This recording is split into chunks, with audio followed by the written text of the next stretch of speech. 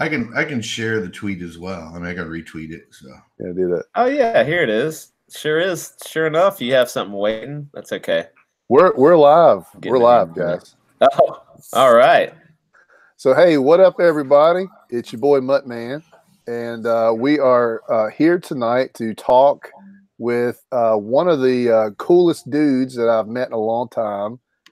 Briefly, we're going to talk to Bruce Patnaude from the project The Wreck. And hopefully some of you guys have seen this already and you're familiar with it. But if not, we're going to go over it and we're going to talk about it as well as all kinds of other cool geekery. With me, as always, is the ever so humble Macho Dan. That's Dan, me. what's going on, man? Oh, not much, man. Just trying to keep my TV on so it'll show my face. I look like I'm a Sith Lord or something back here. It's so dark. Come on. Your internet looks like it's really rolling today good too, so that's great. Oh, I'm sure it's is it real grainy? Can you even see my face? Yeah, and your voice is going robotic every once in a minute, so yeah, it's gonna be great. I'm gonna bump it up. I'm gonna bump up the bandwidth higher. Are you on dial up? Is that the deal? No, I'm just on like mediocre internet. Oh, okay, I got you. That's not a problem. Dan lives out in the proverbial sticks out in the country. Oh, all right. So yeah, so I do live up on the side of a mountain, so. Wow. Okay. All right. Yeah. All right. Well, let's get into it, Bruce. I'm going to share my screen, but while I'm setting that up, why don't you just kind of introduce the idea about what the wreck is? Just kind of like give us a brief overview, and then we'll kind of get into the nitty gritty. All right. Sounds good. All right. So the wreck is a sci-fi action adventure cliffhanging romp through a derelict spacecraft called the Argo. It was sent out to terraform Titan. Years, it's been out of contact for years. This asset recovery team called ACOR was sent to retrieve some data off the ship, and they run into some trouble. They run into some other interested parties, let's just put it that way, of the ship. And it's basically a story about survival, their survival, the other party's survival, and the survival of the Argo. So this particular book is a 24-page full color, like I said, cliffhanger. It's basically a slice of the bigger story, The Wreck. That's why it's called The Wreck Into the Breach. It's kind of like an intro to the bigger story. So I did it this way in order to I wanted to gauge interest. I wanted to introduce people to the story, and then when it's successful, I'll be releasing the full story, which will probably be cut up into two different 60-page graphic novels. So that's just for time-wise. If I was to sit around, since I'm the writer and the artist, and to do a 128-page book, that would probably take me a while, at least 6 to 7 months to do. And, having that kind of big cushion in between books, that's really not good planning for your book, because you want to keep people interested. So yeah, that's the wreck in a nutshell. Cool. Well, I love the artwork, and the story seems very interesting just from what I know about it. Mm-hmm. I'll tell you what. One thing I'm really interested in is the setting. So, okay, this is a space adventure. Yeah. And is this like America? Is this like a galaxy far, far away, or what kind of folks are we talking about here? Oh, okay. It's not mythical civilization. It's actually Earth's future, set in the future. Okay. So it's you could consider it America. It's more of like a corporate ran type of society. Mm-hmm. These ships, like this terraforming ship, cost billions of dollars to build, and insurance companies control what happens to them and things like that. Right. Basically, the ACOR team works for an insurance company, if you want to look at it that way. So okay, yeah, okay, very cool. Yeah. So it kind of like, if I'm trying to like sort of apply something to it that I know about, to me, it kind of sounds a little bit like Aliens 2, the second Aliens movie. Absolutely, that was a big influence. Aliens Awesome. 2. Yeah. I've always been into the sci-fi, military sci-fi type stories, and Aliens was a big influence. Actually, the board game Warhammer 40K, big kind of a big influence. I've always been a fan of, body armor, futuristic shooting guns, and like I said, I think I was saying this on the stream last night with Cross Comics that if you've heard of a popcorn movie, this is kind of like a popcorn comic, Cool. Just fun Nice. action. Nice. So, yeah. That's a great way to help sell this thing. If you tell me that this is a popcorn comic, I'm in for it. Okay, great, yeah. Aliens was probably, so watching the movie Aliens is one of the reasons I'm even into comic books, because I remember watching that movie and being so like caught up in it that I went and found that there were somehow Aliens comic books, and I started collecting comic books. I started collecting Aliens comics, which are not meant for children like 10 to 12 years of age, but I loved them anyway because they were gory, and like I kind of felt like I was getting one over on my parents because they didn't know what I was buying. Right. It's pretty cool. Yeah, I love it. I like the body armor in these books and stuff like that. And I've said it before, I'm a big audiobook guy, and I love listening to space books, and every space book's going to describe there's going to be some sort of space marine in the book, and so I love seeing different takes on stuff like that. These look really good with like the asymmetrical like little eye optics and stuff like that. I like all that stuff. It looks great. Well, those suit designs, the helmets were by intention. I mean, because I wrote the story a while ago, and I finished scripting it this year. And I had a friend of mine look over some of the roughs I had for this issue, and he told me right away. He said, this is good. I like it, because there's just one problem. And I said, what's that? He said, well, when they're in their body armor, they all look the same. I don't know who's talking. Yeah, right. So I had to go the Teenage Mutant Ninja Turtle route, kind of, and give them all different color coordinated with a different helmet look. So yeah, that's cool. That's cool. Yeah, so that's definitely a good way to do it. Now, are the suits basically to survive in space while they're doing their job? Yes. Okay, so they're kind of in a space in an old wreck of a ship that has no oxygen and it's no gravity, etc. Well, without spoiling too much of it, Into the Breach starts off where they are. They do have a deck on the ship that they're on that does have artificial gravity functioning and a little bit of atmosphere. So they won't have to use their helmets on this particular deck. But those other things come into play later in the bigger story. So okay. Yeah. So, but yes, they can operate in 0G with these suits, and different kinds of environment, non-habitable environments and things. So is Earth a place where they are, or is this kind of like post Earth where is the full story in space, or do we have like a command center on Earth somewhere? Or the full story is in space. It basically takes place on this derelict ship. The whole story does on the Argo. They do come from Earth. They have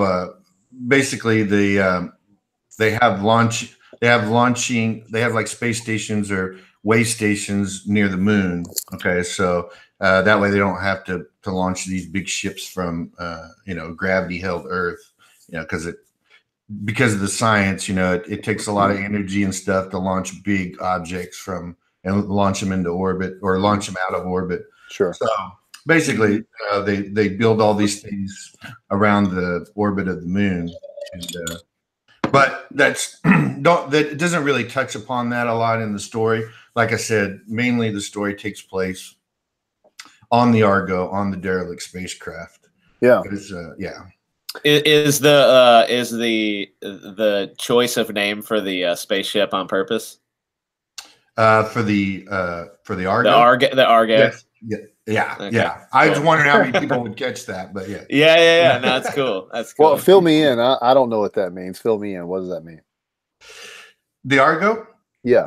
Okay. Well, it has to do with the oh my God. It has to do with the it's the movie Argo. that what's his name? Huh? It's a movie, right? That with well, I mean, there's a movie based on wasn't it based on some sort of situation? It was, you're talking about with Ben Affleck? Affleck, yeah. Oh no! Oh no! We're talking about different things now. different Argo.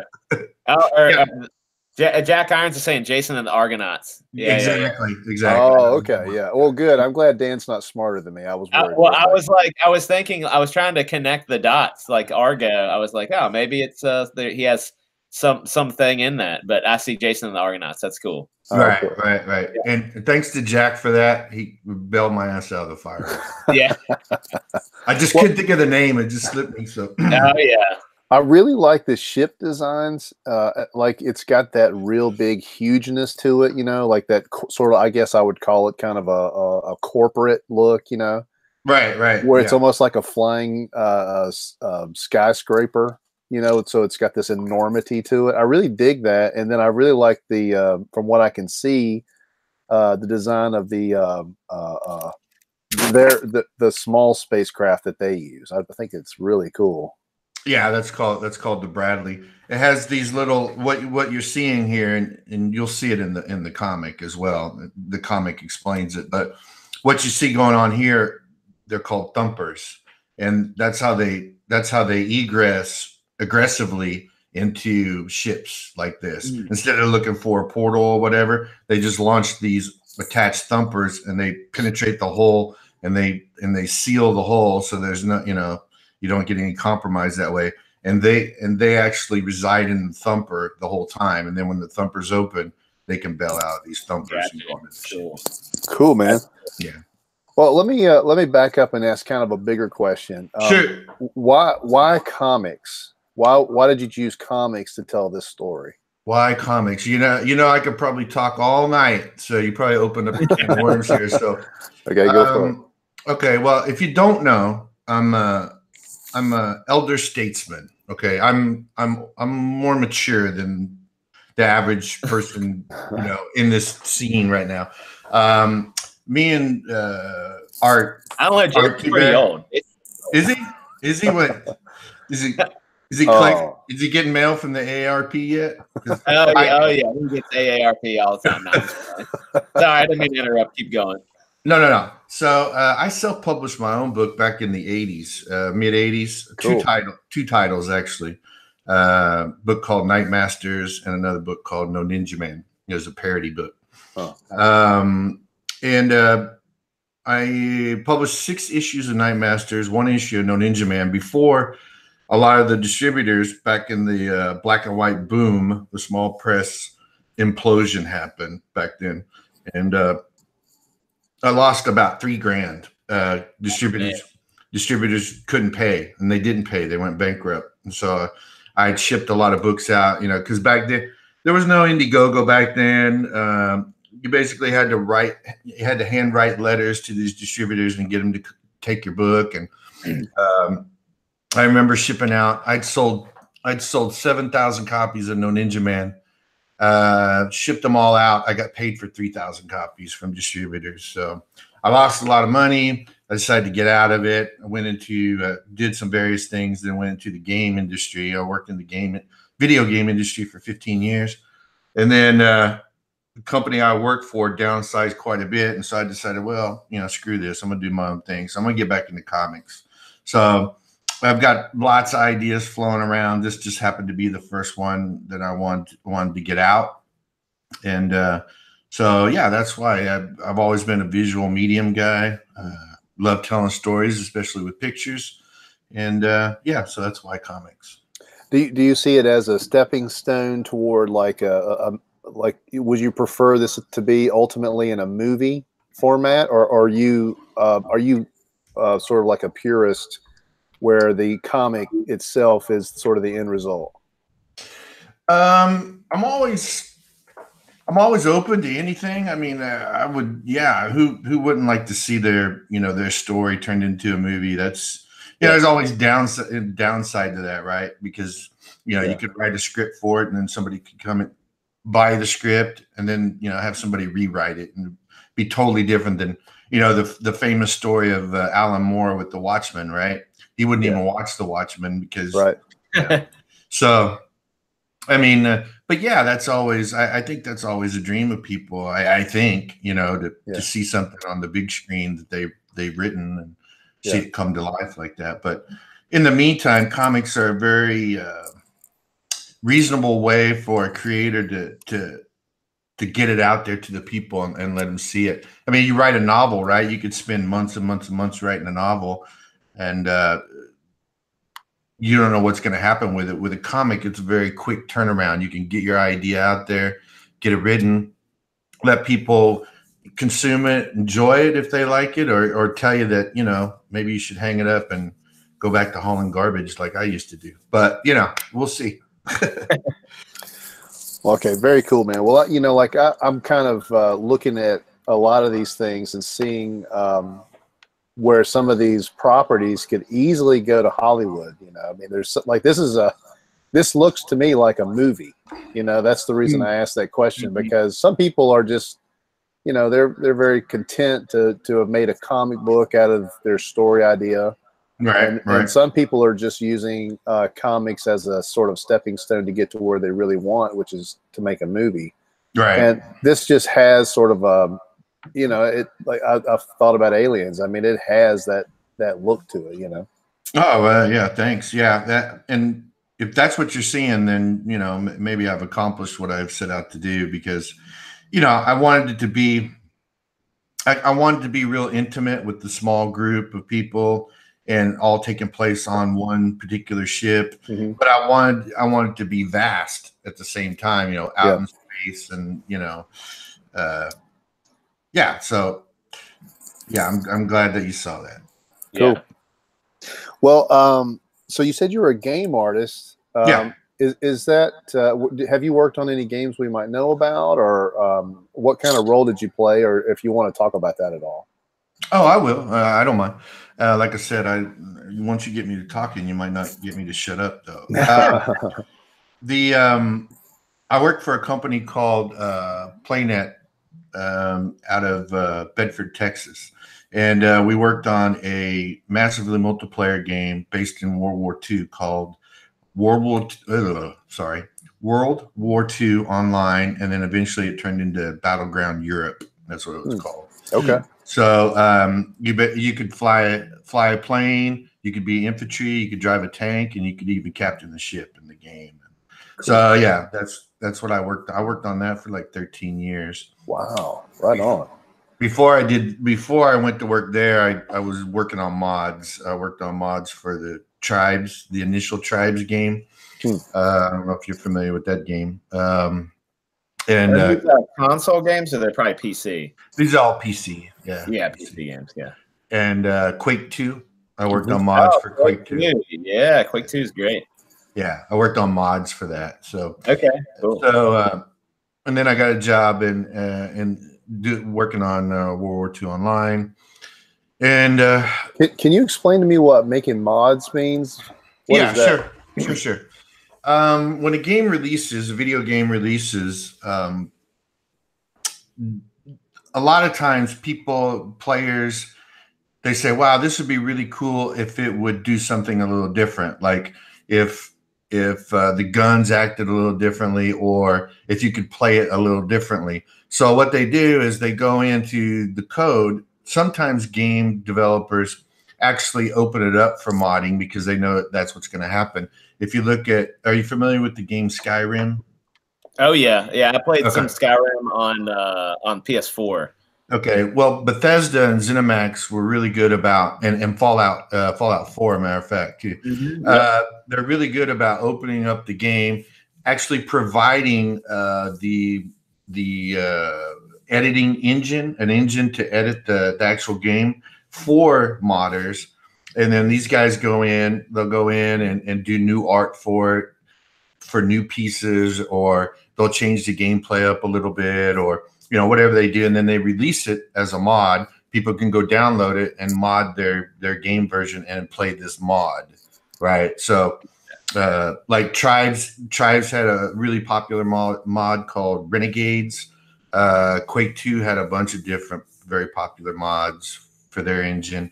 If you go to Skyrim, like, you get all these different kind of armors, or, you know, they have a mod where your companion, you know, you have a companion in Skyrim where they would ride a horse right alongside of you, and instead of running behind the horse, and you know, just all kinds of different things. And that's what a mod is. And basically they're released for free.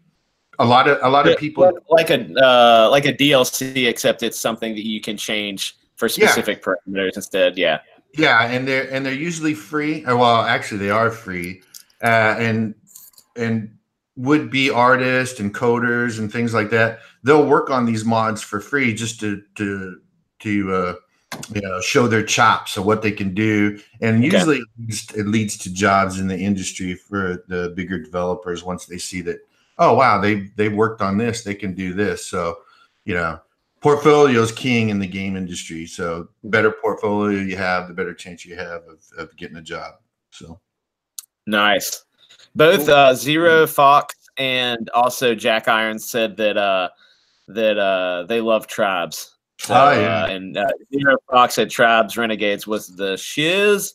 Yeah, it was a very popular mod. Tribes was a fun game, very fun game. I loved it, played it a lot. So you got out of the gaming industry and jumped right into comic books. Oh yeah, well, almost out of necessity though. You know, I couldn't leave my wife hanging and let her do all the work. So, you know, I got to start, you know, earning some bread too. So, you know, so hopefully this will work out and I'll do it. I can do it full time. So, well, you've got 19 days left on your Indiegogo. Yes, sir. You're about 42% there. So you're at a pretty decent clip, I think, right? I mean, it looks like you're on track. Yeah, I'm hoping so. I noticed these crowdfunders, they kind of trend where you get that weird curve. You get a lot of people at the beginning, then it kind of tapers off towards the middle, and then towards the end, it builds back up a little bit. So yeah, I'm hoping we can have a good push here in the last 19 days and get her going. So. Well, I'll tell you, I mean, I noticed it a long time ago, and I've kind of been a fan of the artwork, just kind of watching as it's been produced. One thing that I really love, just scrolling down here real quick, is some of these pages, especially this right here. This is definitely my favorite image that I've seen you come out with, and this is just so dynamic, and the color is so good. And I know you've talked about your colorist. I've heard you talk about him before. Yeah. Kahuna Moko. Yeah, great, just great. I mean, really, really fantastic. Is he? What nationality is he? He's actually Spanish. He lives in Spain. Wow.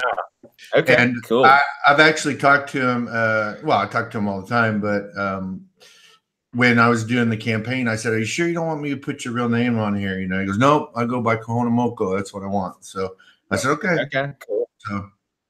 Well, and nowadays you can do that. You know, you can definitely have your pen name, and it doesn't affect you very much at all when it comes to getting work. Yeah. No, not at all. Especially with the internet now, you know, social media and stuff. You can work. I've seen all kinds of crazy names. Yeah, you know, like Mutt-Man and Macho Man. Yeah, right on. I'm crazy. I'm the only idiot that uses his real name. Bruce Patnaude. Anybody can come after me if they want. So you know, there you go. I don't know why they'd want to, because this is just, it seemed like a really creative guy with a great idea. This I love the logo. The wreck is a really cool logo, very comic booky but very fun. I like the suit. I really like the design on the helmet. That's just really neat, and it makes me want to know like more about the technology.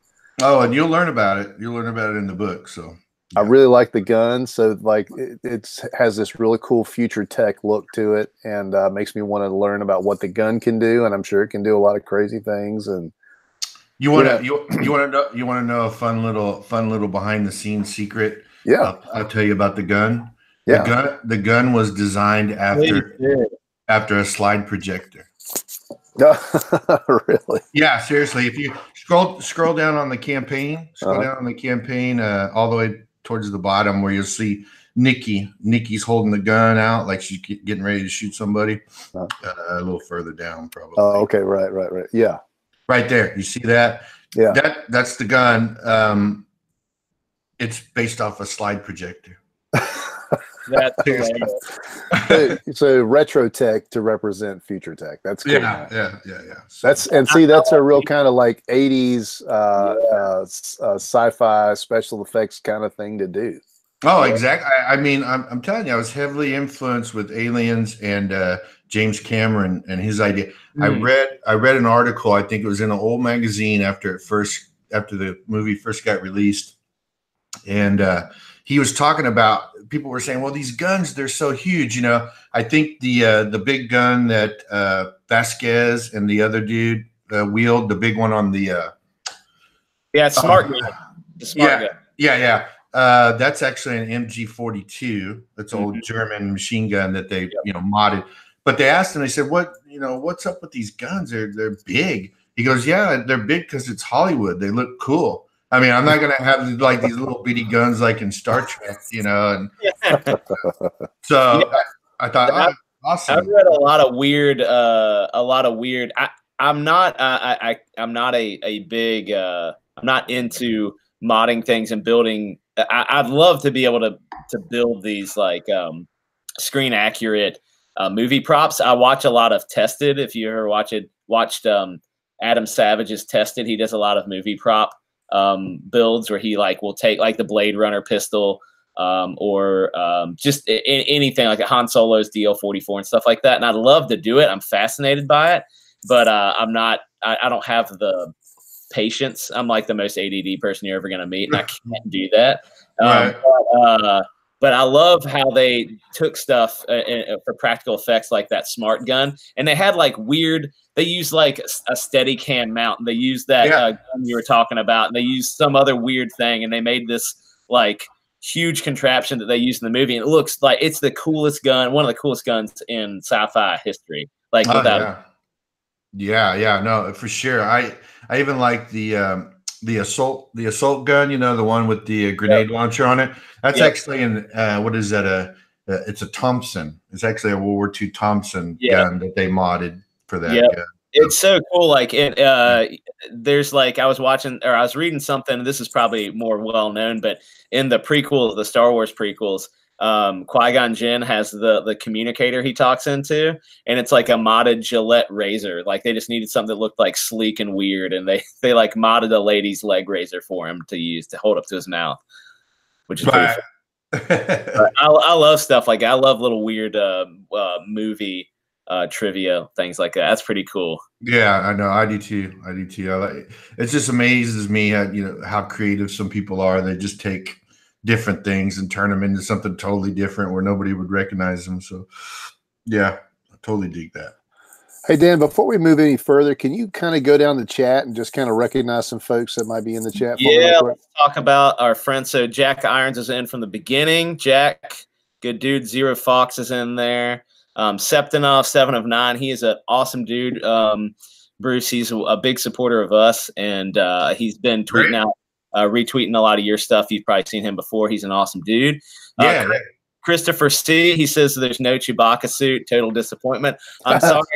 I decided to go ahead and wash the Chewbacca suit. I've had it on for a few days and let Bruce see me in something else. Rick, our boy from Cross Comics, who's a good dude. I think you were on there last night, right, Bruce? I was. A shout out to Cross. Thanks for what up, Big Sexy? Big Sexy. He's a good dude. Razors and Roses. He said that robot on the cover looks smexy. Let's see what else we got in here. Bruce is in there himself. And then last but not least, let's see. Hold on. There's something else I just missed. Oh, Christopher C says Odin makes some good channel for making props. Chris, I do watch the Odin Makes channel. And then also we got Tyler from Draw and Talk, our boy Tyler. What up, Tyler? And Bruce, you'd probably be another person to go on his show. Tyler has a killer show you should go check out. He's been on with us sometime last week. He came on, or this week, and he just has a lot of really unique topics to talk about with making comics, especially indie comics in particular. And so he'd be a good resource to talk to, and I'm sure you guys would definitely get along real well. He said he agrees. It's sad about the Chewbacca suit. yeah. But you don't worry, the dirty Chewbacca suit will be back, guys. Don't worry. I wore it the other night on that Drawn and Tortured we did, and nobody commented on it. So I thought it was time to give it a wash. I would like to give a little special shout out to Jack Irons, because ever since I got to know him, since I've been on Twitter, he's helped me immensely from the beginning. So special shout out to you, Jack. You do great work. I really appreciate everything you've done for me in the past. So yeah, Jack is in a chat that I have gotten added to somehow, and I tweeted out that you were going to be on with us tonight. He said, I'm there. If Bruce is there, I'm there. So awesome. Yeah. He's a good dude. Very good guy. Actually, everybody is, just because I don't know everybody personally. Thanks for being here. I really appreciate it. So what's up with this mock cover right here? The mock cover. I noticed that on most of the Indiegogo campaigns, everybody had a cover. Okay. I probably put the cart before the horse, I guess. I don't know. I usually try to do covers that pertain to the story. And so the reasoning behind the mock cover is twofold. This was a mock-up I did of what I wanted the cover to look like. And it's all done digitally. But I'm offering the cover. It's a full wraparound cover. I'm offering that as one of the perks. And it's gonna be done traditionally. So you're gonna get basically a double page spread, okay? Or the person because somebody already bought it. So they're gonna get a double page spread, traditionally drawn cover. And then they're also gonna get a full color, it's double 11x17 print of the cover as well with that. Plus a copy of the book, plus a digital copy as well. So that's why the mock cover's on there, because I'm still working on the cover, and it's the same way with the last page of the book. The last story page of the book is also being offered as a original art perk. So that's being done traditionally as well. So the rest of the book is all done digitally, and so that's the reason why those two pages are not being shown here. Well, the last page, obviously, I'm not going to show the last page. But, yeah. But that's a good way to handle it, because I mean, I'm working digitally on our book, and so I'm having to pick and choose like which perks I put original artwork on, and how much original artwork I actually want to produce. Yeah, absolutely. And I noticed a lot. I don't know about what you guys think, but I noticed some of these campaigns offer a lot of original artwork in their perks. Yeah. And I just sit back and I'm like, that's a lot of work, man. I mean, I've seen one where they were offering, I don't remember which one it was, but they were offering hand-drawn original pieces of art. They were smaller. They were like 8x10s or something. But, they were going to have to do like 70 of them or something. I'm like, holy God. More power to you, man. There's the Battle Maiden book. I'm pulling it up, but I'm pretty sure on most perks you get like a sketch. Hold on, there's two. All right, here we go. There's a single issue, two signed comics, and then two prints. Hold on, there's definitely he had like. All right, a signed comic and a signed sketch cover. All right, for $75. He has 50 of those, Then he has a signed and sketch cover comic is another 75 perk. I don't know what the difference is, but he has 50 of it. So 100 sketch covers that he has to do for this book that he sold out on. I mean, like that's crazy. That's a lot of work, and more power to him. I mean, if he can get it done, that's fantastic. But I would never. I just couldn't trust myself to get it all done in time. You know, where people wouldn't be hammering on my door. You know, where's my reward at? You know. So and I think like your perks look good. I was looking through them just a minute ago. Hold on, I'm coming back to it.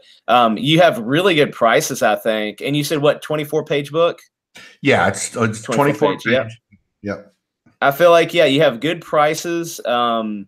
Good last page original art, and it's kind of similar. Like when we were setting ours up, our last perk is like an $800 perk. It's a big one, but it's once again, it's gonna be like you're gonna get how many pages, Jason? If we fulfill, it's like 3 pages or 2 pages.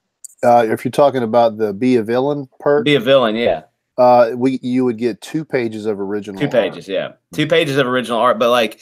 You know, that's a lot of work, just 2 pages of original art. And I'm not even an artist, and I know how much is unfortunately has to go into getting all that stuff done. So it sounds like you got some pretty good bang for the buck on your tiers too. Yeah, I wanted to keep it reasonable. I think I was telling Cross Comics just last night.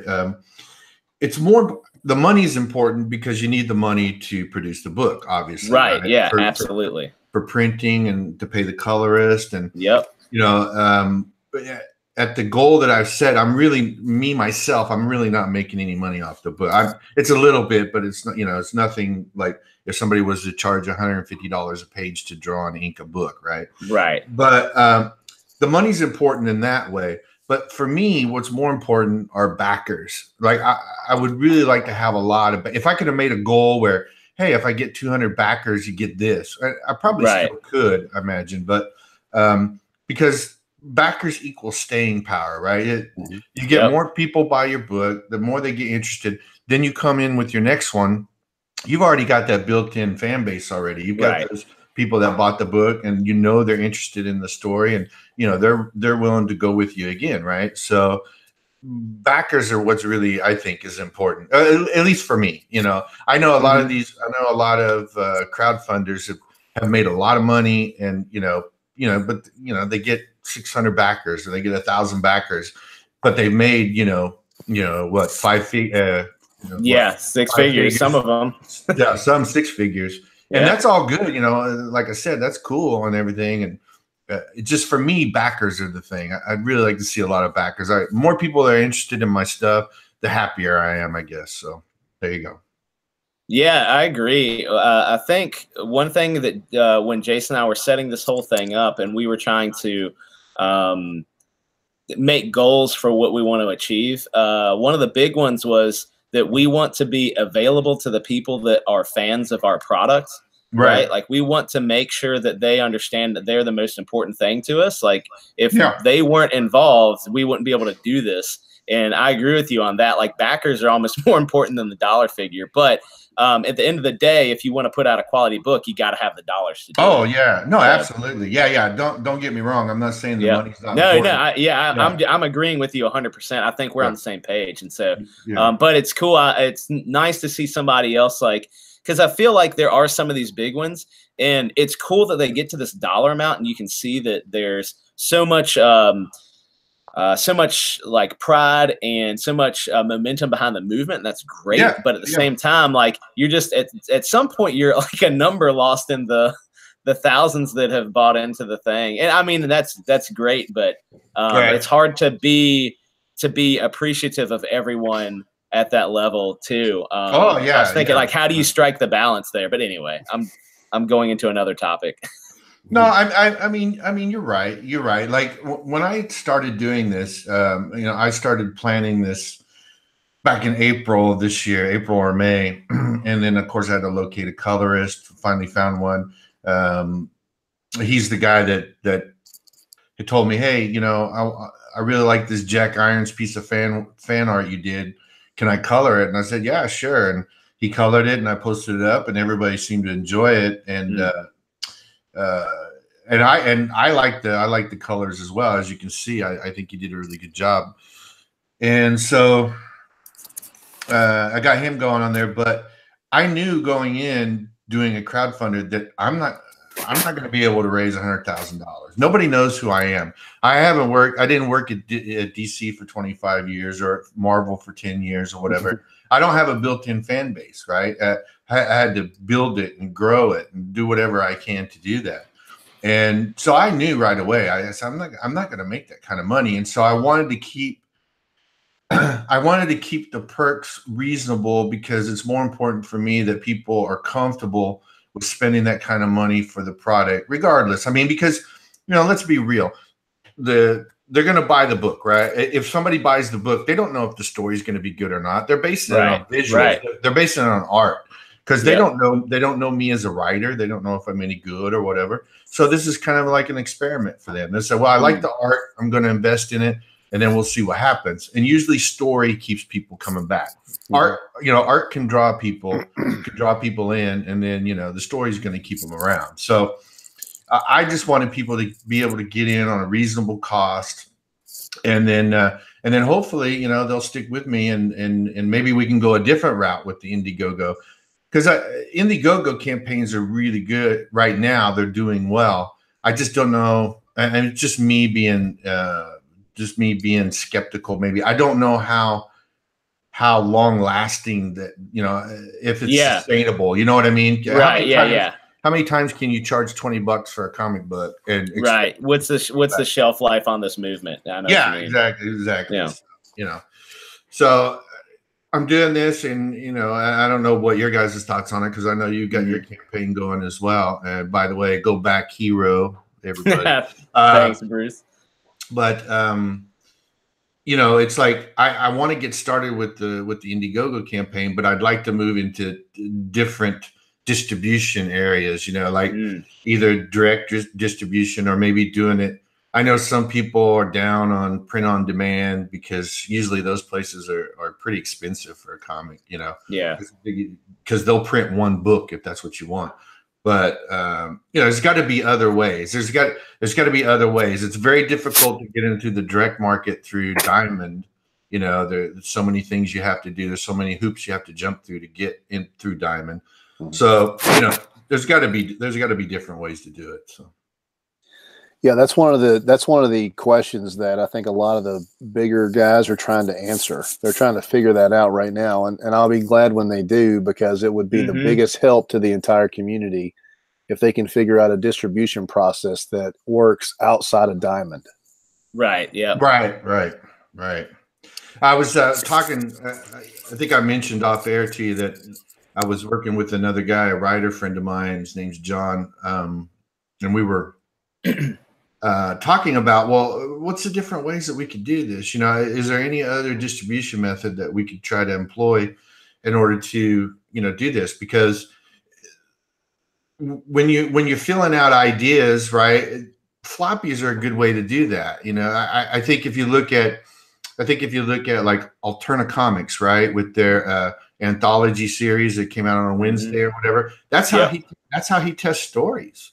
He gets people to write an 8-page story or whatever, and they put it in this anthology. And if it becomes popular, then maybe they turn that story into a little series or a mini series or something. And that's a good way. It's a really ingenious way to test. And I don't think it's a new idea. I think even Marvel and DC did that to some degree early on. But there's got to be ways, and like. That's something that I would like to see. See, I told you you're going to get me talking, and I'm going to bore you guys.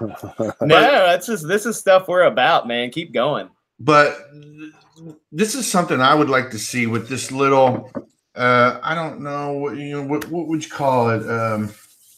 This very small pocket industry that we have going on, right? With all these indie creators and stuff. I would like to see some. We could all put our heads together and do some sort of anthology, even if it's only like twice a year or something, just something to test out stories and test out art and test out ideas on the comic book buying public, and just see where it goes. I mean, that way indie creators are not, they're not spending all the time and effort on something that maybe is not going to resonate with the comic book readers, right? That we have. I don't know. I mean, it's just a weird idea that I've always had. I thought maybe, there are some anthologies. There are some anthologies that are getting going. I know that John Dillard, Game of the System's in the chat right now, and he's working on one. And then Jason's been talking with somebody else. Oh, really? Yeah. Okay, cool. Yeah, I've been talking with Narwhal on his show, The Kids Table. Oh, yeah. And they've been talking, and he's been talking about an anthology called Megaton. And they've already gotten stories lined up for that one. So I think that one's a pretty good chance of happening, the Megaton one. Now, cool. I'm definitely interested to learn more about John Dillard's. I just got in the so Cross is actually involved in that also with John Dillard's, and it's called Tales Beyond the Gate. Yeah, or Tales from Beyond the Gate, I believe. And I saw John working on a piece the other day. I believe, guys, correct me in the chat if I'm wrong, but I believe Malin and maybe even EVS is involved with that, putting like a 1-page in there. So this should be a really cool anthology to get in on when they get that done. So those guys would be great to talk to. I don't know what their plans are for future, but yeah, I think you're right. Stuff like this would be great, and working together to get some stuff put out. Sorry, I'm reading the chat now. Christopher's taken up. He's let's see, what is he saying? Macho Dan, I need people to stop lobbing out softballs about you biting things. So earlier, all right, let me get through this real quick, and I'll let Bruce go back into talking about comics for another good stint. John Dillard asked, I have a question for Macho Dan. Have you ever accidentally bit your own tongue with those mighty incisors? And the answer is yes, more than once. So let's see him, Dan. I got you on here now. Let's see him. All right, let's see him. I still think you file them. No, they're all natural. Yeah, they are. That's crazy. So they are 100% real. And yes, I've bitten. So I've bitten my tongue many times. I've bitten the inside of my lip. And one time I was at a place in Ohio. It's called Ray's Mountain Bike Park, and it's an indoor bike park. It's like 200,000 square feet, and it's in Ohio in the middle of Cleveland. It's like the most depressing city ever, but they have this crazy bike park. So we go there, and I knocked out these 2 front teeth. I knocked them out. They're my real teeth still. They put them back in and they're good. But when I knocked them out, I also bit through my tongue. And it was a bad weekend. It was a terrible, terrible weekend. So there you go, John. Now you know. Christopher, there you go. Yeah, I want to say shout out to Christopher C. for trying to show some self-control. That's very nice of you, Christopher. We appreciate that as always. Yep. There was a question up above too, and I didn't want to skip it, go too far before we answered it. It was, hold on just a second.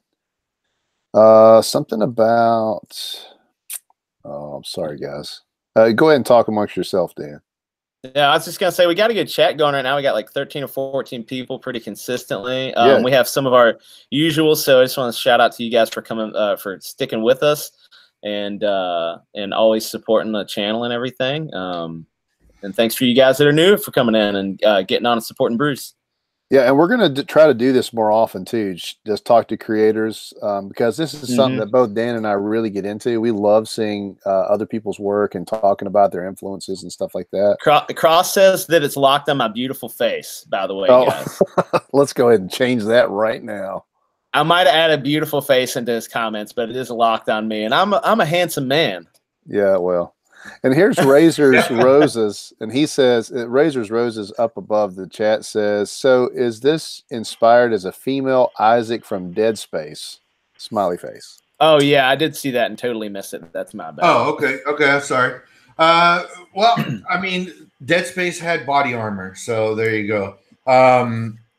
The book is more about the Argo. and it has the team in there. So the one picture that you're seeing with the singular optic in the middle of the helmet, that's a female. Her name's Samantha, and everybody calls her Sam. So that's her. There's five total. There's five total field members. There's Logan. He's kind of like the field manager, right, or the squad leader, if you want to call him that. If you're thinking more military, but this is more corporate. So he's kind of like the field manager, the supervisor, I guess. Then you have Will. Will's kind of your tech guy. He's the software engineer. He knows some about hardware as well. You have Nikki. Nikki's just an all-around badass. She's a smaller girl with a huge chip on her shoulder. Always has something to prove. So that's Nikki. Then you have Samantha, and then you have Bjorn. Bjorn is like the heavy hitter of the group. He likes to carry the biggest weapon. He likes to do the most damage. And he talks a lot of shit. So and they're all supervised, or they're all overseen by a woman named Angelica. She doesn't actually go in the field, but she kind of like monitors all the combat cameras and monitors the situation, and she kind of like I said, the overseer when they're doing ops. So that's the A-Corps team. That's the A-Corps group, and they, like, on the very first page of the book, the one with the two ships, the Argo. The other ship is called the Bradley, and that's their like scoot around ship. That's how they get to places, is on the Bradley. So. And you said it's a 3-part, or how many parts was it that you're planning? Right. This book is a 24-page slice of the main story. And what I've done is the main story is a 120-page book. Okay.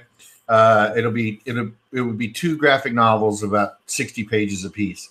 This book, Into the Breach, is 24 pages out of that story. And so when the other 2 books come out, this story, this 24 pages, will be told from a different perspective. It's going to be told from somebody else's perspective. So you'll be seeing the kind of the same things going on that goes on in this book, but from a different point of view. And that's what I think is really interesting, because you're going to find out. You're going to find out whose point of view if you get this book and you read it. Then you'll know what I'm talking about. So cool. And then at that point, after your 120 some pages, is that going to sort of finalize the story, or are there future plans for this cast of characters? Well, I'd love to tell more stories about these characters, but this has always just been planned to be a 1-shot or a 2-shot or a 2.5-shot, however you want to refer to it. But so.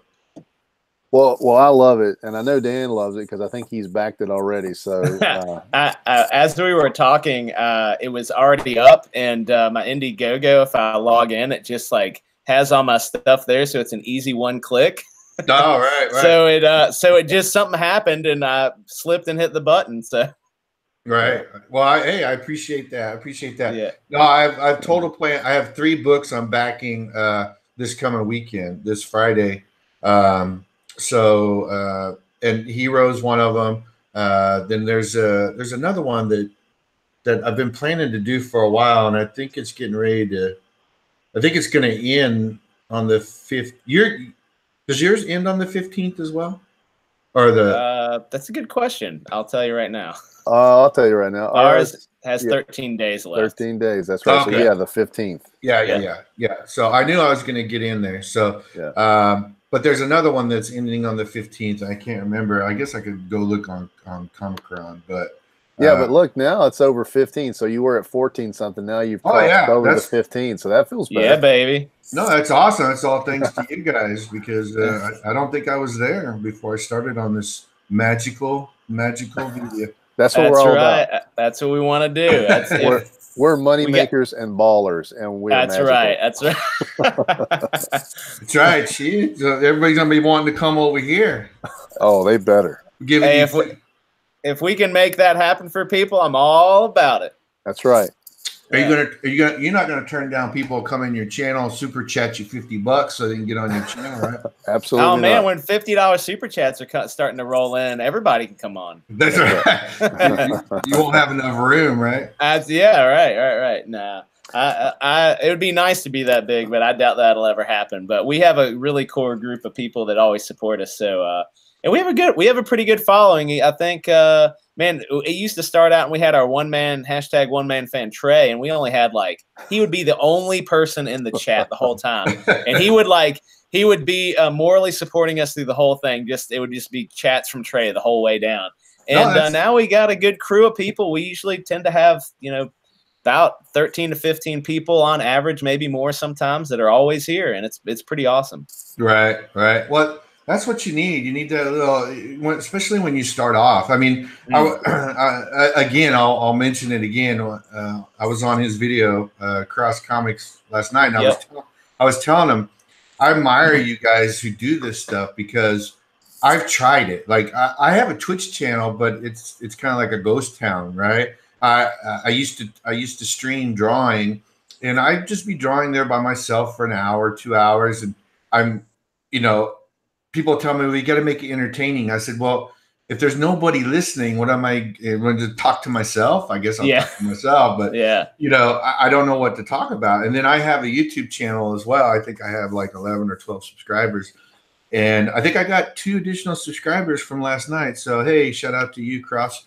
But, I'm going to grab your channel real quick and put it in the chat. Oh, okay.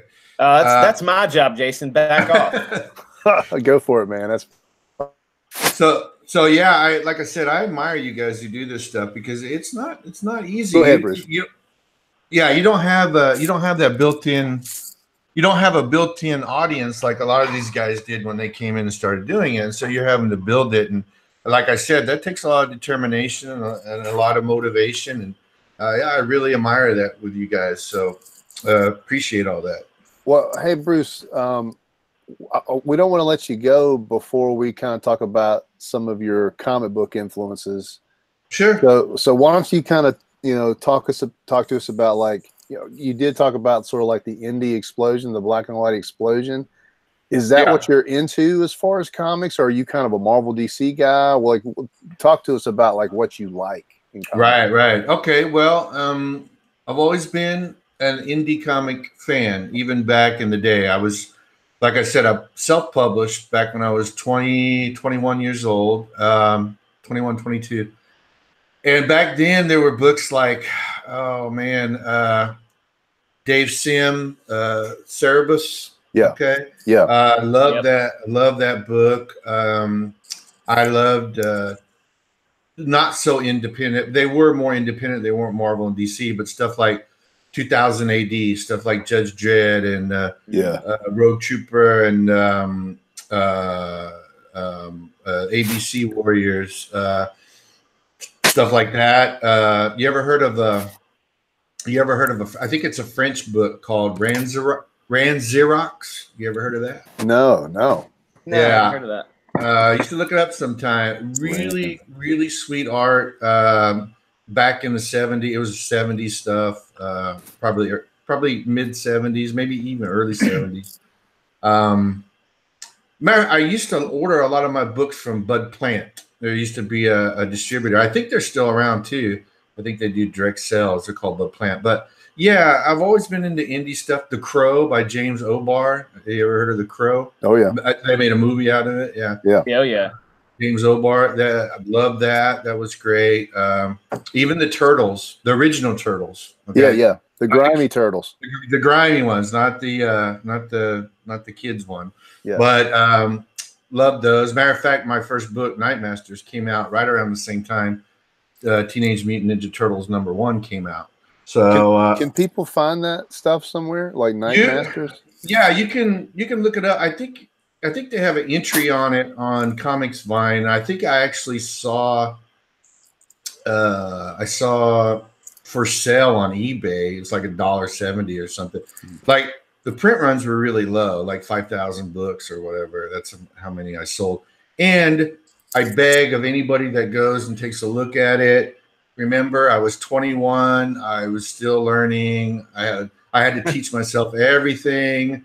I mean, I had to letter on the actual original art with an Ames lettering guide and a T-square. That's how we did it. We had to letter on the page. Man. Yeah. So, I mean, I learned a lot doing that. I learned how to distribute my own book, how to send corporate business letters to distributors to try to get them to carry my book. I mean, a lot of things. And so, but yeah, you can find them. I'm sure you can find them online somewhere. So seeing that much industry kind of, you've got some history. So when you look at now, like I know you've already mentioned about how you think that probably this crowd, the crowdsourcing space might kind of go away, or you're kind of worried about it going away. But like what do you see now as far as opportunity out there for guys like me and Dan who are, kind of in that same spot where we're trying to build an audience, right? And we're new, like, is this a good time? Is it too crowded? What do you think? No, I think I think this is probably the best time for creators to try to, if you ever thought about dipping your toe into doing, comics, graphic novels, now is a really good time just because of the internet, social media, all the self-publishing options that you have today are they're numerous. I mean, there's so many things you could do, and you could get in. I say relatively cheap, but compared to back then, it is relatively cheap. I remember back then, if you wanted to self-publish, you had to pay for all the printing up front. Right. You had to wait to get a check from the distributors after they received the books. I mean, so, you were borrowing money. Matter of fact, I think my grandmother loaned me $1,500 to print my first book. So, today now you can do all this stuff digitally. You can even release if you wanted to, if you really wanted to get in and you had this awesome story you wanted to share, you could do the story, do like 4 pages, and then just put them somewhere where you could get them, do them for free, right? Yeah, right. Let people read it for free. I think, who is it that does? Oh man, I'm gonna forget. He works for Marvel now, I think. Travis, is his name Travis? He does Space Girl. You ever heard of Space Girl? Oh, I don't think so. Travis, maybe somebody in chat knows what I'm talking about. He's a really good artist. I think he worked on Spider-Man a little bit. Travis, let me see if I can find it. Anyways, I don't want to. Like I said, you guys got me talking. I'm gonna shut up. That's cool, man. Travis Cherished.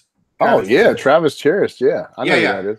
Well, he released that Space Girl online for free. Like he released one panel a day or one panel a week because he did it the old school way with a oblong panel or whatever. Right. And I think eventually he got it put into a book and published the book. But yeah, he did all that, And I don't know if he was already famous before that or that was just something he wanted to do. But yeah, to answer your question, I think today is really good opportunity for people who want to get it done. It's just right there. All you have to do is have the determination to do it. And I think you guys are doing a really good job trying to build your audience, and you're doing a better job than I am. I have a hard time doing that. If it hadn't been for people like I said, like Jack initially, I hope he doesn't mind me. I won't use his real name, but yeah, for Jack Irons, if it wasn't for him and other people that have really supported me, Doug Garrett, I think he's doing Lone Wolf.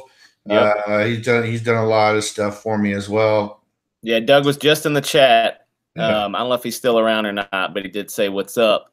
Well, yeah, I think his campaign's ending today, right? So I think it's done. Yeah. Oh, is it? Is it? Okay. I think so. But yeah, I think we are noobs and we know that. We've never tried to hide that fact. We've talked about it on prior YouTube streams and stuff like that. And one of the things that I think Jason and I want to get out of this to be able to help people is we're really big on listening to advice of people that have done this before us. And there's no shortage of advice out there. But yeah, for sure. there one of the pieces of advice that we had already been going, we had launched our campaign, and somebody was like, "You guys should have had a bigger following," and that's something that I think people are right about. But I will say that over the last month, like our following has grown tremendous, and it's really cool. And I think that ultimately, whatever happens with our book at this go around, this is going to be a good thing for us. Even if it doesn't go through this time, we'll have developed a following. We'll have gotten in front of people and shown that we're genuine, fun people that really believe in the craft of making good comic books, and it'll ultimately be beneficial. And I think that we'll still be in that hot phase of Indiegogo, that we can make this happen. And I hope we are, because I want to get these stories out that we've started creating. And, you know, good comics, people are going to buy more of your work if your comic's good. We believe we have a really good product. So, yeah, we're excited about it. No, and you're right. And like, I hate to sound like an idiot, but I'm no expert. Okay, I'm no expert. I just, I know what I know, and it might be wrong, it might be right, whatever. But one thing I've always learned is just don't let other people discourage you by saying, well, you should have had more of a following. Yeah, maybe you could wait around another year and have a lot more people, but then where are you? Then you're a year away. It doesn't really matter. You do you do your campaign and you see how it goes. And I don't know if I'll make my goal. If I don't, well, I'll try again. Maybe I'll try a different method or whatever. It's just all trial and error. And the more you do, the more experience you're going to get doing it. So, Yeah, we're kind of dumb, so we don't care. Right. We're just like we just said, hey, we're going to make a comic book, and that's what we're going to do. So we're having fun along the way. We're the lovable imbeciles of Twitter right now. hey, man, I'm the same way. I'm in the same boat. I did the same thing. You just kind of watch us and not. Yeah. Yeah.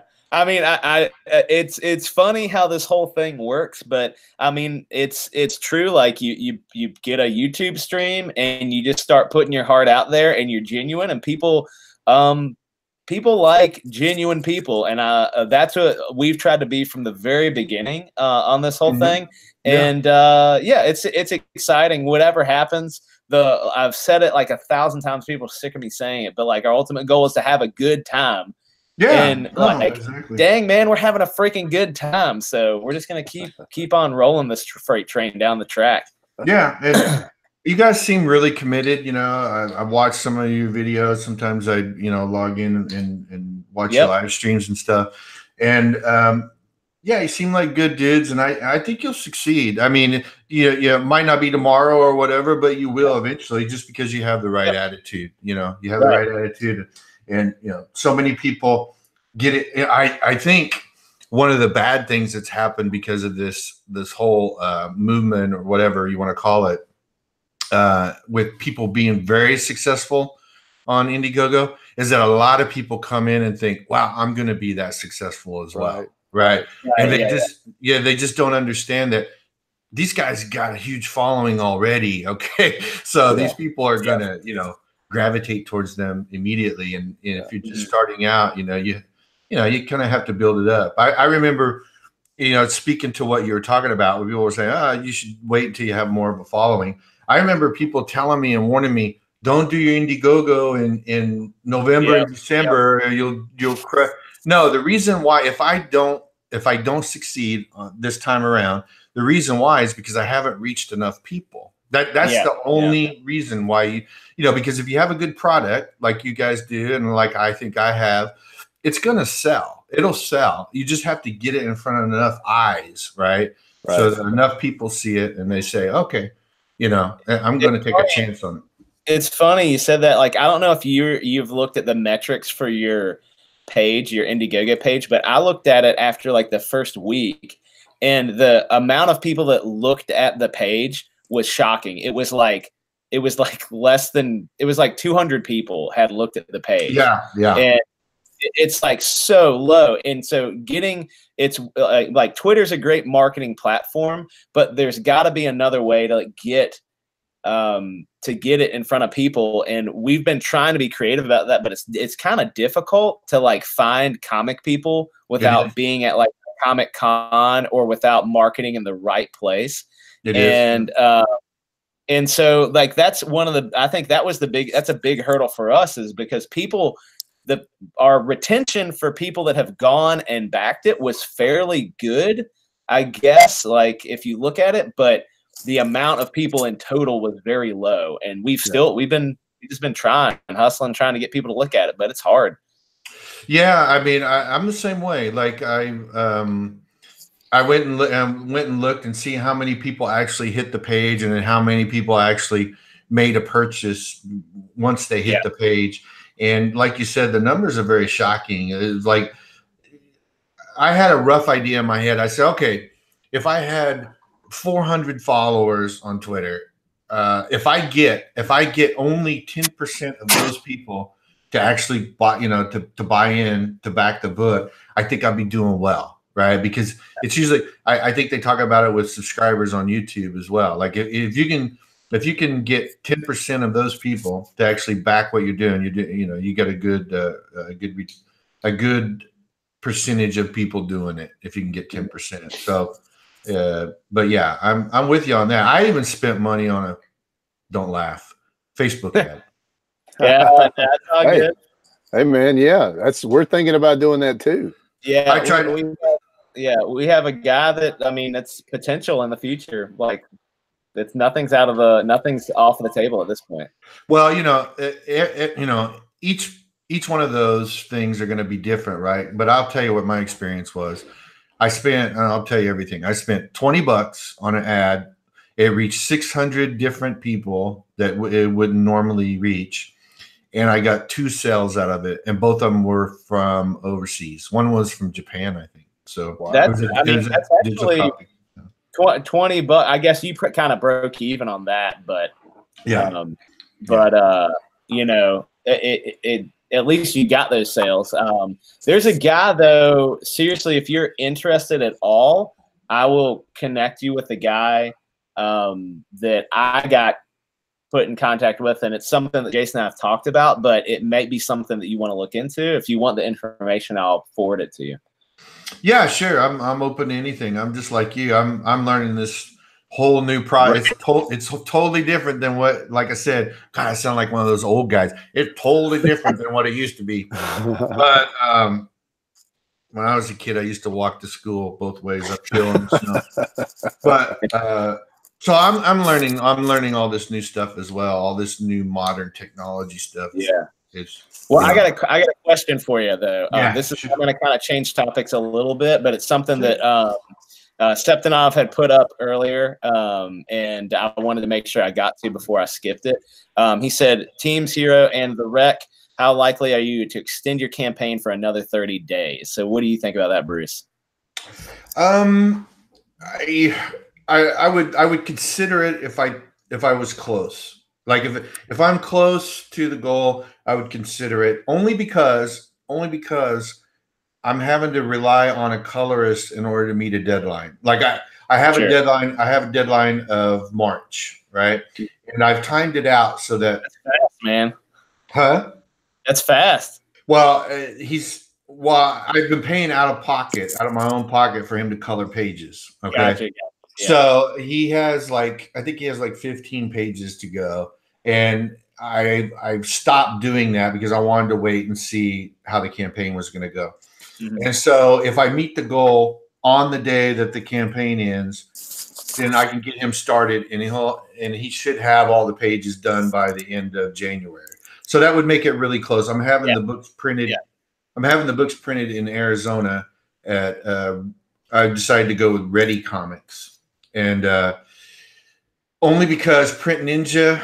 I was thinking about going with them. They were a little cheaper per book for the amount I wanted to print, but the shipping takes 60 days. Yeah, because they literally have to put it on a slow boat from China. Okay, right. That's what they did. So I wanted to get the book out as quick as I could because most of the art's done. The only art that's not done for the book is the cover and the last page. And and so I'll be ready to send pages to the colorist as soon as the campaign ends and we're successful. But that's awesome, man. That's got to feel good to be sitting like that far ahead while your campaign's going on. That's great. Yeah, that was one of my main. That's why I waited so long to start the campaign, because, like I said, I started scripting the book back in April, May of this year, and so I wanted to get all the art done. I just wanted to be prepared that way. That's all. Just a different way of doing stuff. So. I just wanted to let you know that we had a pretty good. We're talking to Print Ninja 2, and then we had a pretty good return quote from Kraken. I don't know if you talked to Kraken Press at all. I looked at Kraken, not as in depth as I did with like Kaboom. I decided to go out of. I decided to stay away from Kaboom because I saw a lot of bad stuff with them. Yeah, Kablam, you mean? Kablam, yeah. Sorry. Yeah. Well, and Kraken, I think, recently came into a better situation, because when we were first talking to them, they weren't close, and they were also doing they were offshoring most of the print to get it down to a price point that they could do. But then recently, they came back with a much better quote, and it was in the States. Oh yeah. So you might, I don't know, just throwing it out there. No, you might want to check them out again and talk to them. Yeah, well, I don't have a contract with Ready. That's just who I decided to go. Ready does Patriotica. You ever heard of Patriotica? Yeah. They print Patriotica, and I think, Ben Hennessy from. Oh yeah. It's either Ben Hennessy or Ben Henderson. I know he goes by two different kind of names, so I don't know which one is Ravage his real Kill name. All Men. Yeah. I think he's going with Ready as well. Actually, he's the one that turned me on to them. So okay. I looked at that. So maybe we could exchange contacts, and we could both check the other. Yeah, absolutely. That's another great thing I like about the small community and that's why I was hoping that some of these bigger independent dudes would help share with us smaller guys, like who are you printing with? Maybe we can get a bulk deal. I mean, right. Have you heard of Peter Sameti's printer publishing program? Whatever it's called. The one that you can print. The newsprint one? I've seen that, yeah. If you print 500 books, you can get them for 50 cents, right? They're on newsprint, but right. I think that's basically what he's doing. Like, he says he's got to get it worked out. I don't think he has it completely worked out yet, but I think that's what he's doing. It's just a bulk rate deal. Like, he's going to get his books printed, you'll get yours printed, and then you get the cheaper deal. So, cheaper deal for your book. So that might be an idea for these guys to do. I mean, they're printing. What did Richard Meyer sell a job? Didn't he crack the 10,000 backer mark or something? Yeah, he went. Oh yeah, he's way over 10 grand. I got a backer update today. Yeah. And, it's like 10,000. It might even like be 10,500. And he said that he's doing tip-in sheets for his signatures. He's not signing every book. He's just going to sign a sheet like 10,000 times and just throw them in the books. And he said he's going to actually sign each one, which is crazy. Like that's weeks of work. That's like 8 hours a day for weeks. Yeah. That's very mundane. Oh my God. That's awful. That's awful. I would never want that. but yeah, if these guys would throw in with us little guys, right? You might be able to get even cheaper rates, or at least share some of that knowledge that they're learning.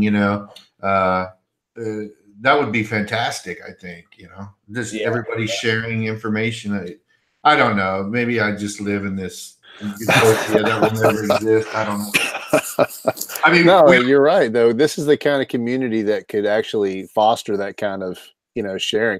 Because I'll tell you one thing that I think it was Tank Ferret who said he called us co-peditors.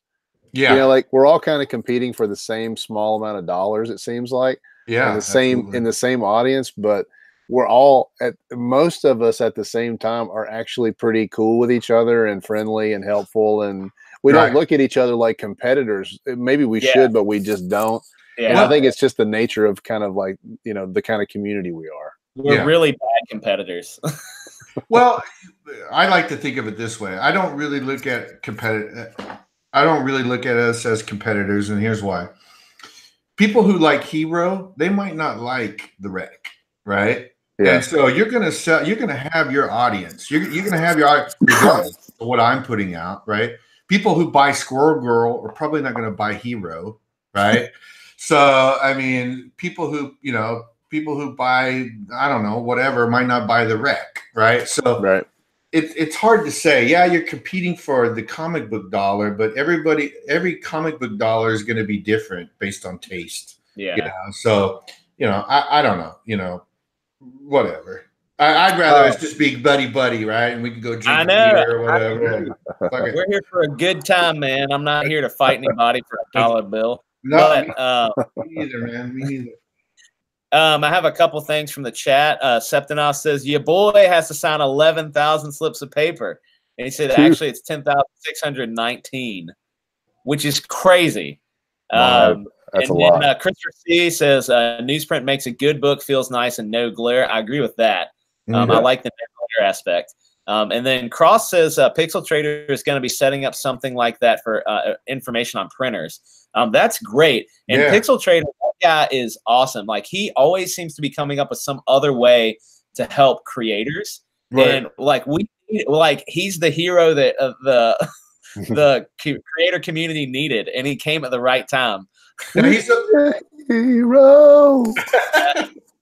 Sing it, brother. That's right. He does the Indie Crown too, right? Yeah, that's right. Indie Crown. The other day, there's a guy named Max Rebo on Twitter, and he was like, "What about an IndieCron, basically? But instead of comics, it's like YouTube presenters for comics." And I was like, "Yes, do that thing."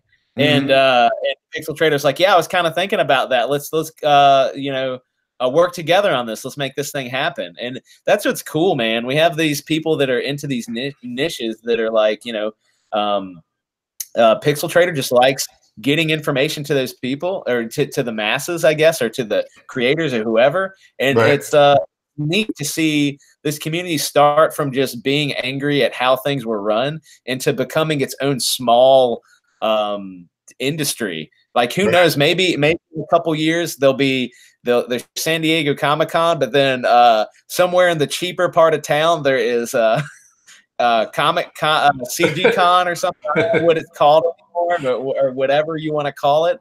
And we can just be our own little thing, and we're putting out our own indie books, and they're awesome. Like, who knows what we could do?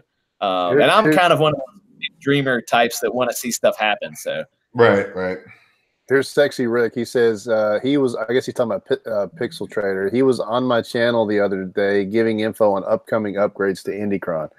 So somehow Sexy Rick gets all the information first. I don't know how that works, but he knows everything before anybody. Rick, spill the beans, brother. Let us know what's happening. he's Rick's a good dude, man. He gets people, and he just gets information out there. He has a big following too. It's pretty good. Nice. Yeah. All right, Jason, you let the air go dead. Come on. No, I'm sorry. I just took a breath because you've been talking so much. I'm so sorry. Oh yeah. I'm just kidding. I think you're talking about my soapbox for a little bit. Keep going. We don't want Razor Tooth Dan to get on his soapbox because it goes forever. No, I did want to ask you just one more question, Bruce. I know we've kind of held on to you for about an hour and a half now, so hopefully we're not going over too bad. But tell me about your artist influence. Like, who do you like? Where's your art style come from? What kind of training have you had? That kind of stuff.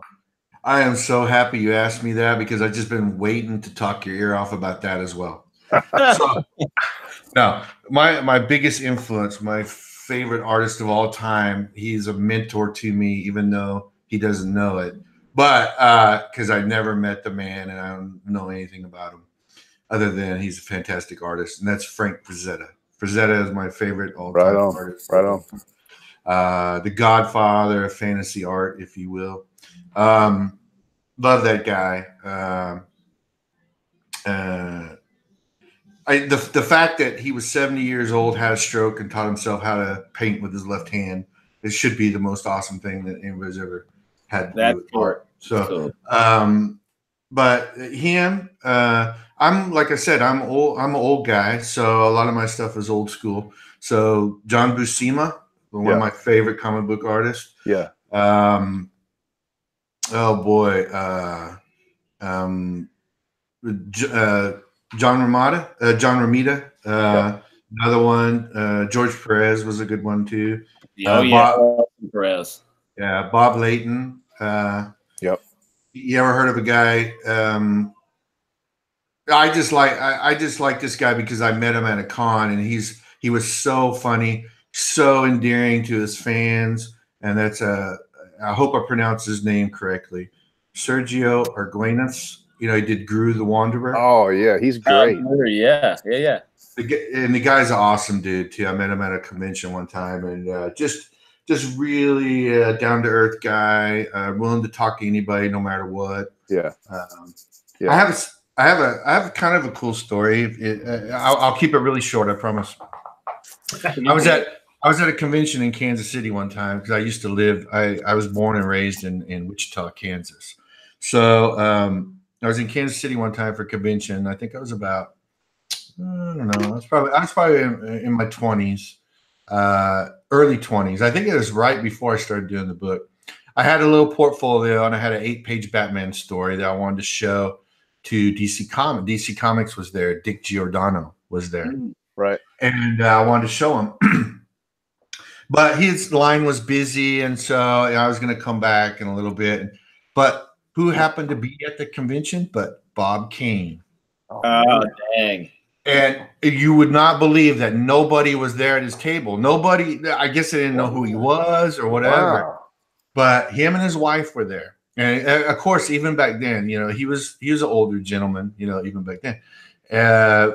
So my buddy who owned a comic book shop in Wichita, he said, man, you should go show him your Batman story. I said, dude, that's Batman right there. I can't go show him my Batman. You know, he's going to hate it. He goes, no.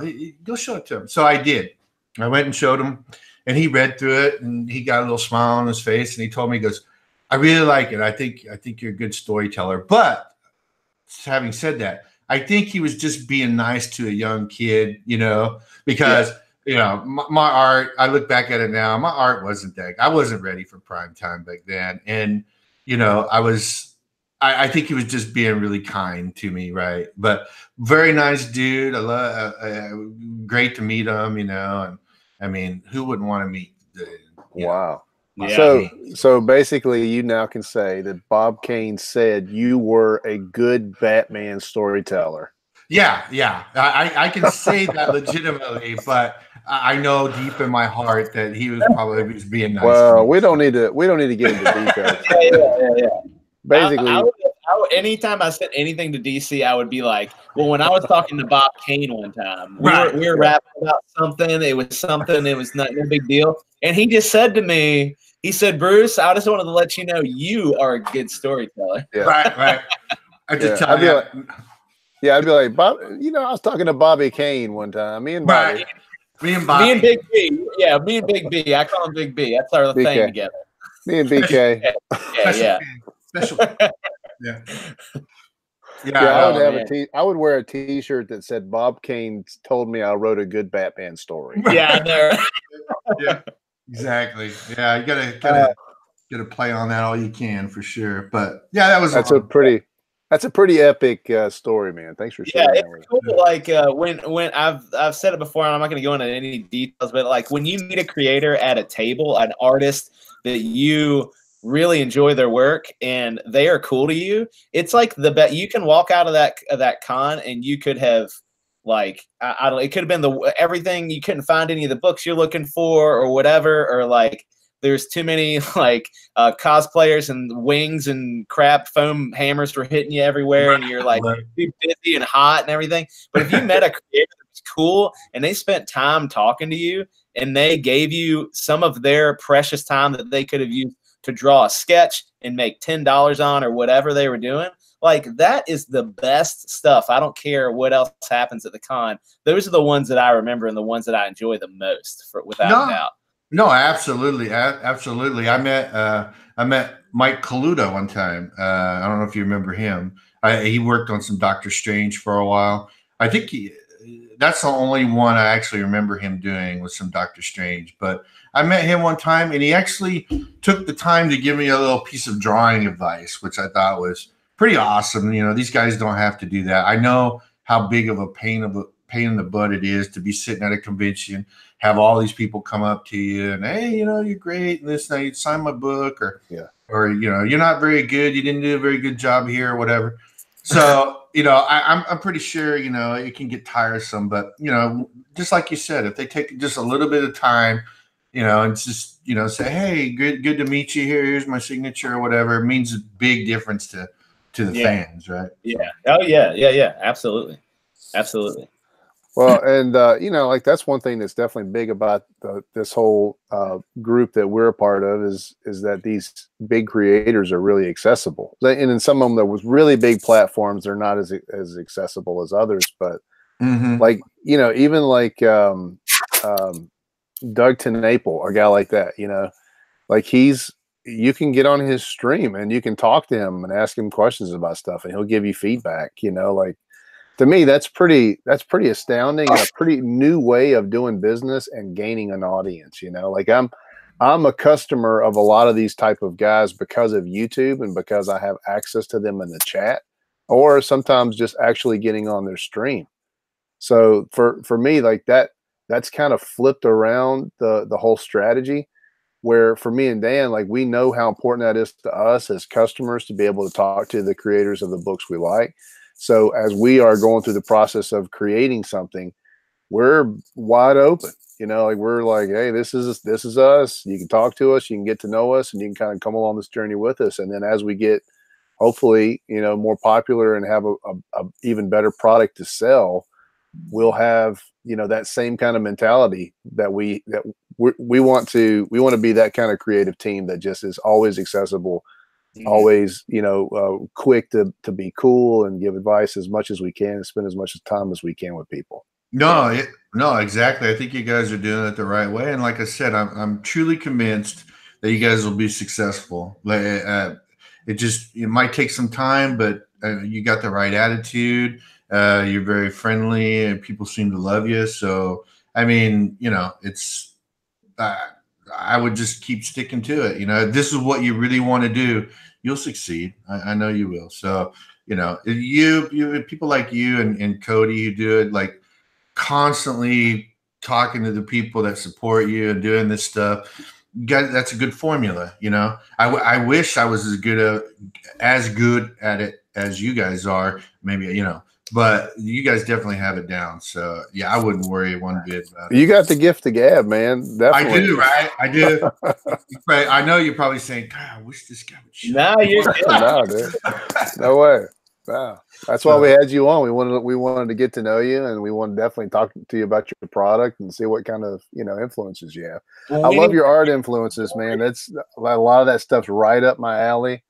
I think your art is cool. I'll tell you just a little bit of feedback from me on the artwork for the rec. I look at that sketch cover, and to me, that's like, I can't wait to see that. I love your pencils on there. I wish that I could actually, like, I would like to sort of get out the ink, you know, get the ink out on that and ink that thing, because it looks fun. Like your pencil lines are tight and nice, and it looks fun. And I really like the storytelling mode. I feel like you've got you talk about being a little bit of an older statesman, but I feel like you really have got a 90s style, especially with the way your pages are laid out. So really? Do you feel like that's true? Is that a fair assessment or no? I don't think my layout style is old school, you know. So I think you're correct. Right. In that. It's not the, you know, panel, right? I like to mix it up a little bit, get the flow of the page going. You know, sometimes I succeed, sometimes I don't. But I like to break out panels a lot, especially action shots and things of that nature. And yeah, like this kind of, a lot of it has kind of an image, like, you know, almost a 90s image quality to it, in my opinion. Yeah. Well, it could be. I mean, that's when I started doing, like I said, I started learning about storytelling through sequential art back in the late 80s. So, Yeah. I mean, another big influence for storytelling for me was Will Eisner, like Contract with God or The Spirit. Yeah. Things of that nature. That was, I loved those books. Those was good stuff. So Will Eisner was another favorite of mine. And another thing about Will Eisner is that he could tell a story without any words. I mean, he really could. Like if you pick up A Contract with God and read that, there's a lot of pages that don't have any dialogue on it whatsoever. Yeah. But you know exactly what's going on. And I always wanted, that was my ultimate goal, was to be able to achieve that. Like be able to tell a story with pictures without any words. And then I think you've probably, you know, you're pretty good at sequential art if you can do that. So, but yeah, so, and like you said, 90s influence was probably in there because, like I said, that's when I was starting to get going, and that's when I was doing my thing. And so, you know, people like, you know, Jim Lee or Silvestri, and I was never a big fan of, and not even having to do with anything modern, but I was never really a big fan of Eric Larson's stuff. Or I know I'm going to get a lot of hate. Okay, people, don't hate me. Chat, don't hate me. Okay, it's just my opinion. It doesn't mean anything. I was never a big fan of Rob Liefeld or Liefeld. Oh, baby. Here we go. Yes. Dude, I'm on this island with you. And all of these knuckleheads around me are trying to tell me that this guy is the master of the universe, and I'm trying to help them understand he's just a lucky schmo, this guy, Rob Liefeld. Yeah, I won't say anything about like how he got the image or whatever. They all had their plan. I'm sure everybody's seen the Image documentary or whatever. So all I'm saying is, for me personally, chat, I'm just not a fan of his stuff. I just never have been, you know. So, you know, a lot of people love him. So, you know, that's more to you. Dude, you don't understand. You're adding gasoline to this fire. We're going to have a debate. Me and Macho are going to have an on-air live debate about Rob Liefeld and the legacy of Rob Liefeld. And the stakes are high, because whoever wins the debate, according to the chat, the other person has to change their opinion and has to stick with it. Who are you debating again? Who? Me and Macho. Me and Macho are you a fan, Macho? So I'm going to be defending Liefeld in our debate. Correct. Yeah, and he's going to go up against me, and basically the first thing, as he knows I'm going to pull up, is that Captain America Chesty. I know. Chesty America, fine. And we're going to start from there. I was so close to spending 25 cents yesterday, because I found that issue in the 25-cent bin, and I was like, why would you not buy that? I looked at it and I was like, is this worth 25 cents? Well, the debate over. And I put it back in there. No, but so I will say this, before the debate starts, most of my debate for Rob Liefeld is gonna come from the nostalgia that I feel for characters that he's we'll say, air quotations, created. Okay. Right. Well, let's not get into it now. We have a guest, and we don't want to get into it. I didn't mean to open up a can of worms. No, you're good. You asked me about the Image stuff, and it's gonna be awesome, and I'm glad you brought it up, because it's gonna be good. We're gonna have a full-on knockdown, drag-out fight. Christopher C says, I know. I see what he's saying. Defend his feet impossible, right? You can't see him. Sorry, Bruce, go ahead. No, I'm fine. I don't mean to cut you off. I just said I'll make sure to tune into that one. It sounds entertaining. So please do. It'll be good. Please No, do. but I don't know if you guys are aware. Jim Lee does a Twitch stream every week. Yeah. You ever watch it? You ever watch it? Yeah. I haven't watched it very much. He always takes ribbing about drawing feet, because a lot of people rib him about, you don't know how to draw feet because you never draw feet in any of your poses, right? And he said, I know how to draw feet, and then so he'll just draw some crazy foot, right? So he takes it all in good stride, but yeah. And I don't know. I like Jim Lee. I was never a big follower of his until like later, and he started getting on. Ever since Hush, I don't know why. I liked Hush. Right? That's interesting. Yeah. That's interesting. Yeah, because I'm a big fan of Jim Lee from early in Marvel. Oh, okay. And I felt like his Wildcat stuff was cool, but when he went to DC and started doing those classic characters, I felt like it just didn't fit. You know, he just didn't have the same energy. He just it seemed like that he has hit this interesting lull. Now I liked Hush. But I like the Hush story way more than I would really appreciated all the artwork. Right. And I felt like the energy that he had in X-Men was where it was at. Yeah.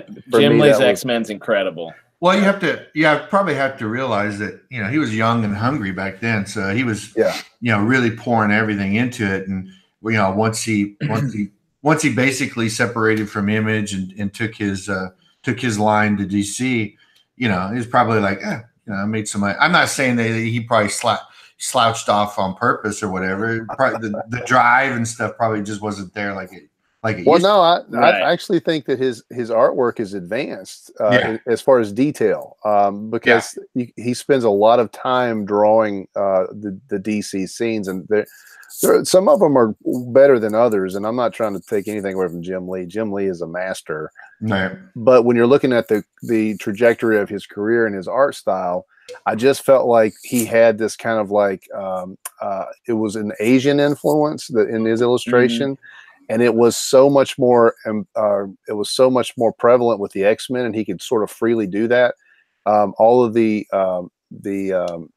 women could have kind of a format where he could kind of focus on storytelling action and cool scenes, you know, and intensity and stuff like that. And then he gets to DC, and because they have such a hard structure on their characters, and you have to make sure the character is right, I felt like that binds him up, because his thing is energy and his thing is line work, and rather than trying to make the character look perfect, you know, like Superman look like Clark Kent.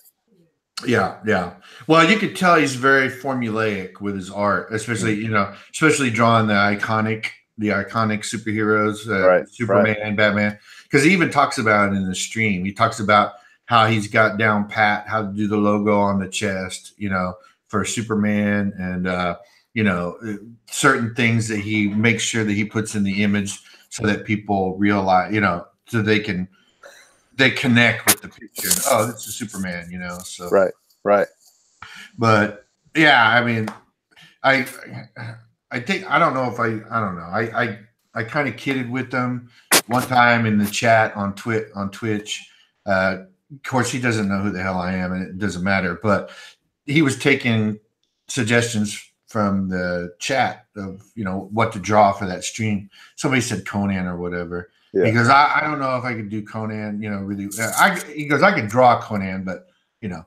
And so I put it in there. I said, you'll never be able to draw Conan like Buscema or Frazetta. So, and then he goes, and then I said, and maybe even Barry Windsor Smith might be able to outdo you with Conan. He goes, wow, you've got a huge range of artists there. You can narrow it down. So, but no, yeah.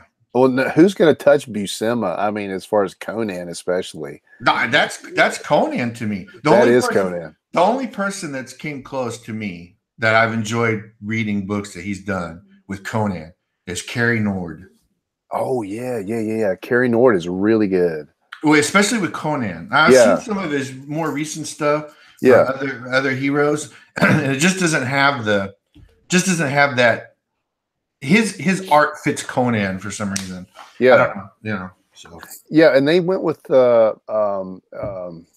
I want to say they went with kind of a pencil, like a color over pencil style for that run. Yeah, I think so. They kind of skipped the ink, so they went digital pencil, I feel like. And I felt like that gave it this really great Conan. It did. Yeah. I agree with you 100%. Yep. Yeah. But yeah, Buscema always going to be number one for me though, for Conan. Well, I'm going to have to shut it down here in a couple of minutes, but before I do, I just wanted to say thanks to everyone in the chat. Thank you guys for showing up and for your interacting and asking questions and for picking on Dan. I always appreciate that. Thank you so much. Thank you for defending me on Rob Liefeld and his awfulness, you know. And especially thank you, Bruce, for spending some time with us and talking about your awesome project. And it really looks great. I'm super excited to see that you're already that you are at 43%. We got you up a little bit. It's nice to see a little jump from 14 to 15 while we were talking. So that's cool. Yeah, you did. I truly appreciate it. And I enjoyed the stream. And I thank you very much for having me on and putting up with my long-windedness. I'm an old guy. That's perfect, man. We liked it. I'm an old guy, so I'm going to talk. I'm just like that dude on the front porch in a rocking chair. I'm going to tell you all about the old days. So I appreciate it. I appreciate you putting up with me. And thanks for the chat. Absolutely. Yeah. Guys in the chat were great. Dan, go ahead and give us the hero pitch before we jump off. Oh, God, you always do this to me. All right. It's World War III. America is in battle with Russia. Russia's taken over the world. The commie nightmare is real, and it is coming for America's throat. We have only really one option left, and our men and women, the boys and girls of the armed forces, they're dying, and we are running out of soldiers and running out of options. So what do? We turn to the black science of reanimation. All right. And so what we do is we figure out a way to reanimate soldiers that have already died in battle and get them back into the fight. But it's not quite right. Something's wrong. Our story picks up with our Dr. Crouppen, who is the inventor of HERO, which stands for Hardware Integrated Reanimation Ordnance. And what does he do? He creates his own spin on a military technology. And HERO is alive. He's born. The cool thing about HERO is he's a robot backpack, but he's able to experience and mesh with the human that has died, experience the emotions, the memories, and the feelings that they've had. And we're going to tell a really cool human story. It's kind of Pinocchio, kind of Frankenstein, kind of Captain America. And it's going to be wild. It's going to be a crazy, action-packed romp through alternative history, commie nightmare America. I made all that stuff up while I was talking. I hope that works out, Jason. Amen. Go back, HERO. Go back it. Yeah. Sounds good, man. Sounds good. Go back to Rec. Let's see the Rec make it and break the odds of the November-December curse. Let's do this thing, man. Yeah, we everybody in here that has a campaign going, we all need to break that. I don't want to see anybody that told me not to do it be right. Damn them. That's right. Yeah. All right. I will plug real quick. I'm going to plug John Dillard, Game in the System. He is going to come out with that anthology that's going to be out kind of soon. So he does some streams. If you guys are not subscribed to him, you should subscribe to him and Cross Comics. And they're going to put out some good stuff. Big Sexy Rick is a cool dude. Also, you should jump on his channel if anybody is in the chat that's potentially going to be putting some stuff out. So yeah, I think that's it. And thanks everybody. Check out Jack Irons too. There's been a lot of talk about Jack Irons tonight, so go check that out. I don't know if that's still live or not, but I think he's done. Okay. Yeah, I think he's done. All right, well go check it out and see what you can get. All right. Yep. Thanks a lot. Thanks everybody. Appreciate it, guys, and we'll talk to you real soon. Later. Later. Yep, later.